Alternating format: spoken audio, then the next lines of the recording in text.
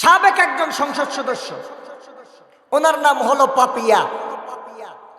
তিনি মাইকের মধ্যে দাঁড়িয়ে বলছেন, শরীরের জন্য তামাক মাদক যেমন খারাপ ক্ষতিকর, ঠিক তেমনি ভাবে দেশের জন্য ধর্মের জন্য ইসলামও মারাত্মক ক্ষতিকর।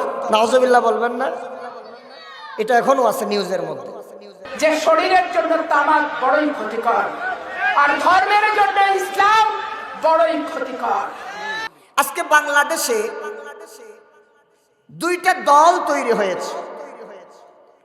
12 তারিখ নির্বাচন, ভালো করে বুঝবেন, কিন্তু আমি রাজনীতির ওয়াজ করতেছি না, বিষয়টা বোঝাচ্ছি। আল্লাহ তাআলা মদকে একদিনে হারাম করেন নাই, ধাপে ধাপে হারাম করেছে। আমাদের দেশে কিছু মানুষ চাচ্ছেন শরিয়া আইন বাস্তবায়ন হোক এবং ওই শরিয়া আইন ঘোষণা দিয়েই ক্ষমতায় যাওয়া লাগবে। আর কেউ কেউ চাচ্ছেন যে না, আমরা শরিয়া আইনটাকে অবশ্যই বাস্তবায়ন করব, তবে ধাপে ধাপে করব, একসাথে না। আবার কেউ কেউ চাচ্ছেন যে এটা বাংলাদেশ, এই বাংলাদেশের মধ্যে শরিয়া আইন কখনো প্রতিষ্ঠিত হবে না, আমরা শরিয়া আইন প্রতিষ্ঠা করব না। ঠিক কিনা বলেন? যেমন গতকালকে বাংলাদেশ জাতীয়তাবাদী দল বিএনপির, আল্লাহর রাস্তে মাফ করবেন, ক্ষমা চাই, বাস্তবতা বলছি, সাবেক একজন সংসদ সদস্য, ওনার নাম হলো পাপিয়া। তিনি মাইকের মধ্যে দাঁড়িয়ে বলছেন, শরীরের জন্য তামাক মাদক যেমন খারাপ ক্ষতিকর, ঠিক তেমনি ভাবে দেশের জন্য ধর্মের জন্য ইসলামও মারাত্মক ক্ষতিকর। নাউজুবিল্লাহ বলবেন না? এটা এখনো আছে নিউজের মধ্যে। কেমন কথা বললেন তিনি? শরীরের জন্য তামাক যেমন ক্ষতিকর, ধর্মের জন্য ইসলামও ক্ষতিকর।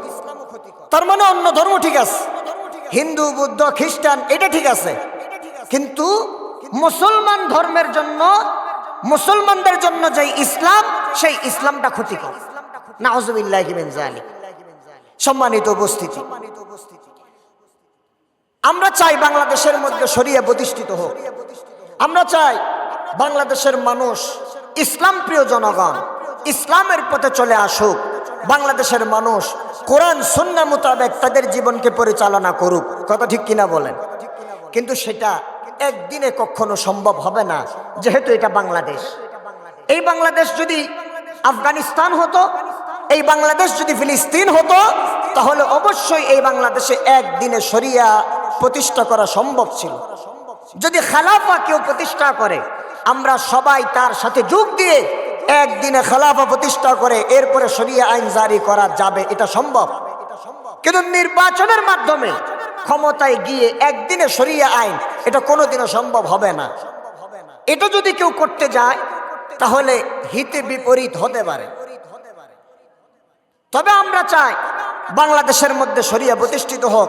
আল্লাহর কাছে দোয়া করি আল্লাহ তাআলা যেন বাংলাদেশের শরিয়া আইনকে প্রতিষ্ঠিত করে দেয়। সবাই বলি আল্লাহুম্মা আমিন।